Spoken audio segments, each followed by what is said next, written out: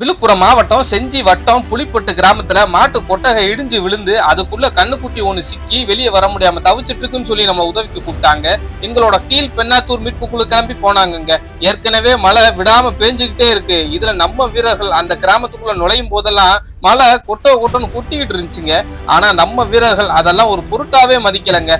அங்க போய் பார்த்தா மழை அதிகப்படியா பெய்யறதால கொட்டகை நல்லா நினைஞ்சு ஊறி போய் எடை தாங்க முடியாம அப்படியே போட்டு அமுக்கிட்டு இருக்குங்க. நம்ம வீரர்கள் எவ்வளவு விரைவா செயல்பட முடியுமோ அவ்வளவு விரைவா செயல்பட்டு அமுக்கி கிடந்த கொட்டகையை பிரிச்சு எரிய ஆரம்பிச்சாங்க.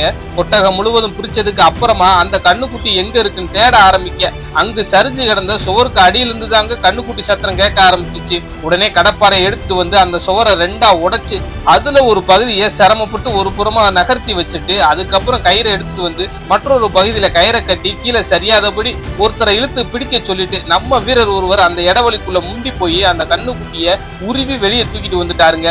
நல்ல வேளையா கண்ணுக்குட்டிக்கு எந்த ஒரு பாதிப்பும் ஏற்படலைங்க. கடைசி வரைக்கும் மழையும் நின்னபாடு இல்லைங்க.